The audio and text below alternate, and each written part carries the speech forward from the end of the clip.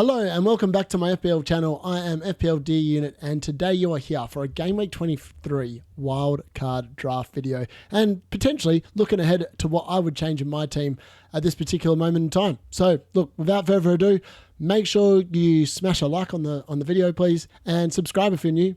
I'm slowly getting towards 500. Help me get to 500 as quickly as you can. It would definitely be much appreciated. I'm ranked currently 6,116 in the world. So hopefully this is kind of what you're hoping for a wildcard draft. Now, I wouldn't be playing wildcard draft in this game week. I think the optimum time to make the most out of your second wildcard, unless your team is in drastic need of surgery and you've got lots of players injured, etc., is actually to play it in game week 30, which is when I'll be doing it.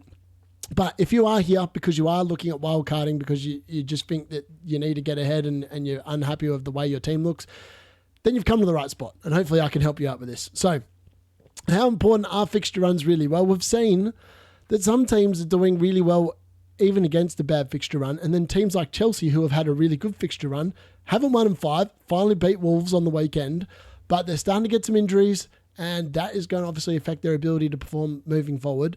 I wouldn't be selling Cole Palmer, even though, believe it or not, it looks like he's actually going to drop in price as I'm recording this video.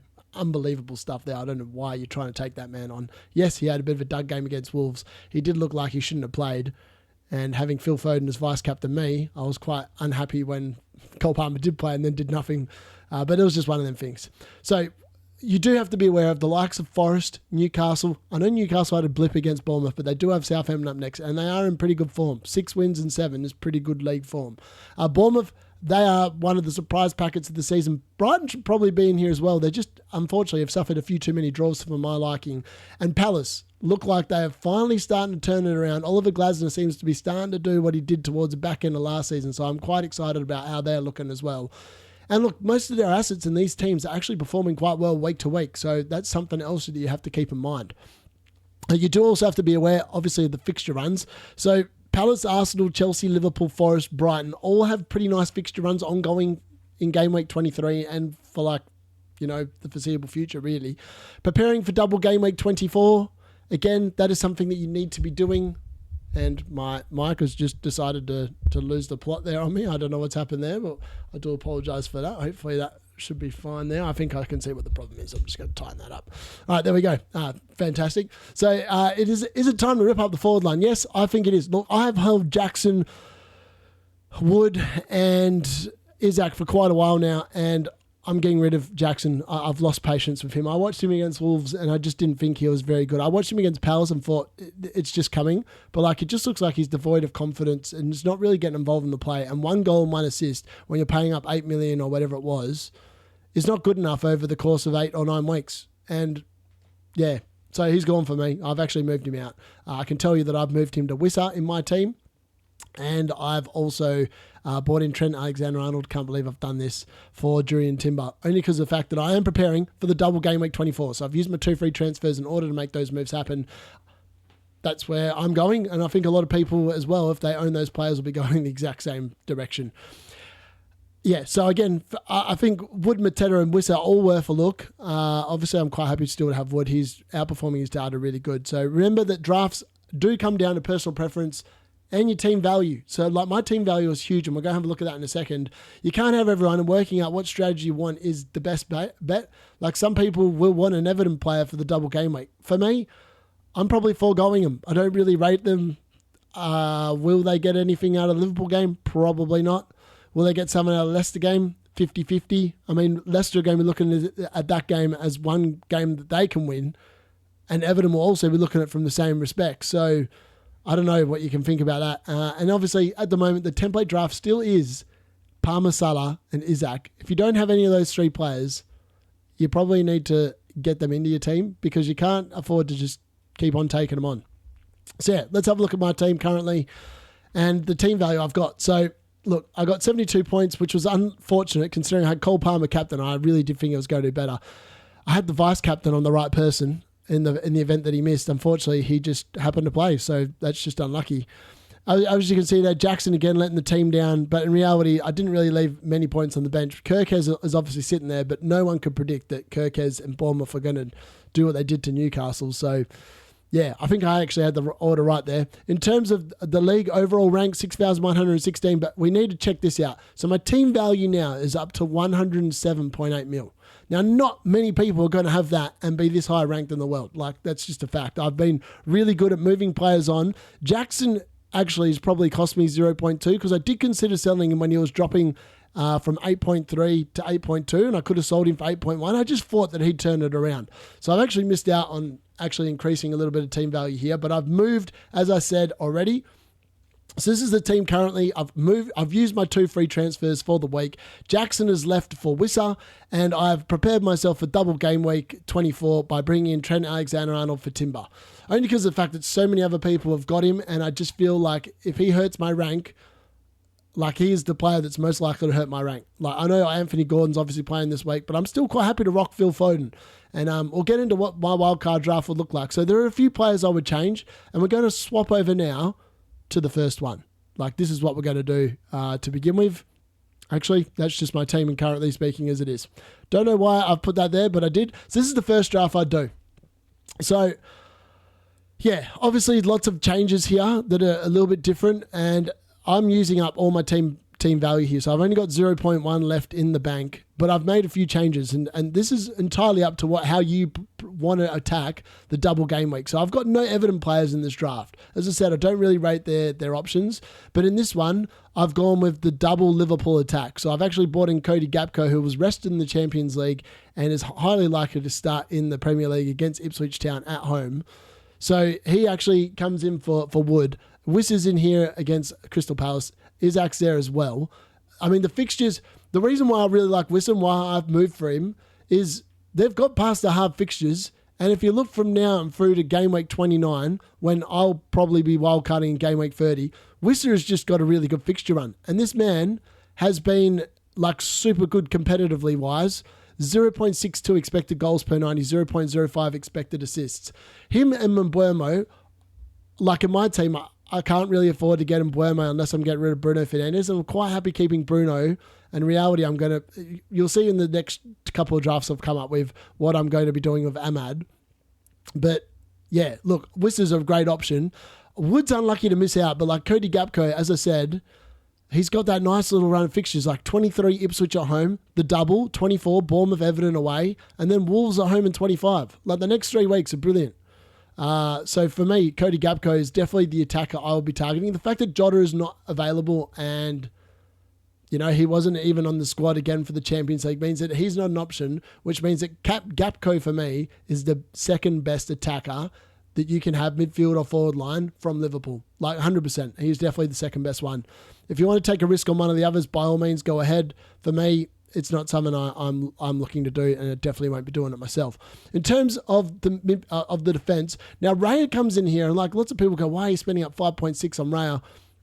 The answer is that the next 4 weeks are really good for Arsenal defense. I know the Man City game is not overly flash, but Wolves away, Leicester away, West Ham at home. I'm expecting 3 clean sheets there. Even if you look a little bit further on, like Nottingham Forest, Man United, I can't see them scoring many goals there. And then they've just got a nice fixture run, like Fulham at home, Everton away, Brentford at home, Ipswich away, Palace at home, Bournemouth at home. Like it's a pretty good run of fixtures. And I just think that it's important to at least keep one player from the Arsenal defence. And I think that for me, Ray is definitely the cheapest. Now that Ben White apparently is back as well, so Julian Timber, he could be rotation risk. We don't really know. But like for me, that's good. And then, as I said, you've got all these. The reason why I like this draft is you're covering 7 different defences with your defenders.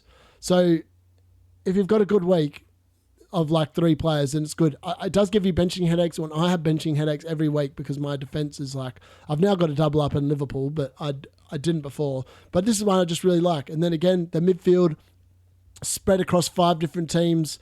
The only double up here is obviously the Gakpo Salah combination and then Mbeumo Wissa. But as I said, the fixtures is just so good. And like in reality, it just enables the draft. And I don't mind. He's still covering the Man United attack as well with Ahmad, who's probably their best player this season by a country mile. So look, that's draft number 1, and that is leaving 0.1 in the bank. So not many people are going to be able to afford that unless you've got super high team value like me.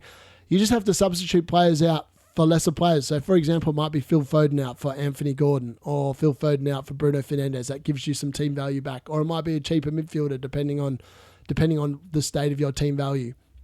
The second draft, this one is done with doubling up on the Liverpool defence, a bit like my one at the moment.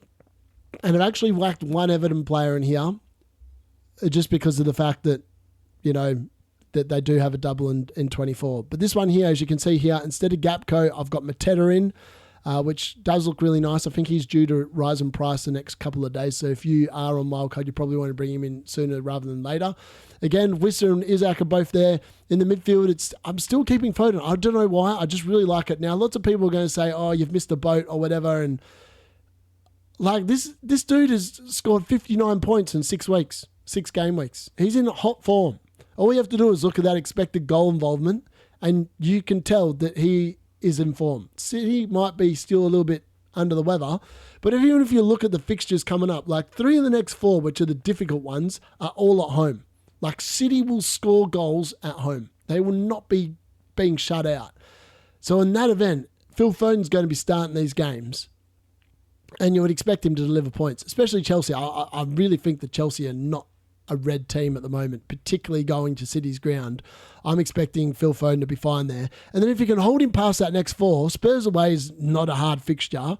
Forest away is probably a little bit harder, but then the run from then through to the end of the season is just banging. Like, I'm quite happy to keep him. Like, the fact that the last 5 weeks have gone as well as they have maybe has diluted my thinking a little bit, but I'm really rating what I'm seeing from Phil Foden, and I think City are slowly starting to tick into gear. It could be ominous for Liverpool at the top if they have a little bit of a wobble. In terms of the defence, again, I am covering, other than the double up there in the Liverpool defence, everyone else is from a different team. So again, you don't, like, obviously I'll be playing the double Liverpool the next 3 weeks, but then potentially you could move Trent Alexander-Arnold. As I said, I've never really rated him as a player, but he is in there pretty much mainly to protect my rank more than anything else. Mikolenko, I don't think the Everton run's fantastic, but for the 24, he might get you 7 or 8 points. He might keep a clean sheet against Leicester. He might get 1 or 2 appearance points against Liverpool. He's definitely not keeping a clean sheet against Liverpool, let's be honest. And then longer term, it does get a bit better for Everton. 28, 29. 29 is a good fixture at home. Then it's not an overly good run. That's why I can't recommend more than one Everton player. If you're going to go one, just go one. You could get Jordan Pickford in instead of Alisson Becker. This one here, by the way, I've got nothing left in the bank. Like, I've literally used up every cent. This one, Bruno Fernandes actually stays and Mbeumo does not play. And instead, I've got Kluivert in for Ahmad. So that way, I've actually got no double ups in the attacking line at all. It's like 8 different teams, which I don't mind. Like, it just means that you haven't got all your eggs in one basket, and like you've got something a little bit different riding on every game. So yeah, let me know in the comments what you think of this one, because like this one I really like the look of. In fact, the last one's probably the one I like the best, and there's a reason why. And that's because in the last one, there is no Trent Alexander-Arnold. So again, that is the main difference here. Again, I've used almost all my budget, so 0.1 left here in the bank. So again, you are going to have to make compromises on these drafts, but this is where I would be going if I was on wildcard. I do think Mateta would be in on wildcard because I would just be able to move Chris Wood for free. And I do think Chris Wood's fixtures do get significantly tougher. The next 3 weeks are probably okay, but from then on, they do get tougher. Obviously, there's some transfer speculation about Forest bidding for an attacker, including Wissa, which is concerning, considering I've just brought him into my team. I'm hoping that doesn't come to anything and that Wissa stays at Brentford. Otherwise, I'm in a problem. I've got a big problem. In terms of, they've also been rumoured to be after Cunha.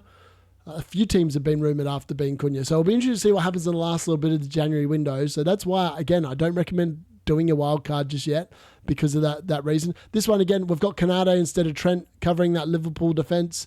So again, you've got the double Liverpool defence. I think that's probably still the right pick. But in the midfield now, you can actually afford to get Bruno Fernandes and Mbeumo, Foden, Salah and Palmer. Like, it's a midfield stacked 5. You've got 4 different penalty takers in there. You've got Isak, Mateta, Wissa up front. Like, it's a benching headache literally every single week about who you drop out of that team. Like, it's insane. Like, there's that much money invested in there. So, I don't know. Let me know what you think. Would you rather spend up on Trent or not spend up on Trent and have a team that looks like this or a team that looks like that? Either way, they're all pretty good value, I think. if I personally had it in me and I was on wildcard, this is the one I'll be going with. I've obviously got no double ups except the Liverpool double up in the defence. And then everyone else across the team is no double up except Mbeumo and Wissa. But I think Mbeumo and Wissa for the next 6 or 7 weeks looks amazing on paper. And they are one of the 2 best combinations in the game in terms of combining with each other. It's a bit like Palmer and Jackson. They love combining with each other. So let me know what you think and get involved in the comments. Make sure if you've made it all the way through to the end, smash a like on the video and please subscribe. I'm thinking about doing it in order to grow the channel. Thanks for watching. That's been Wildcard Drafts for Game Week 23 from the D Unit.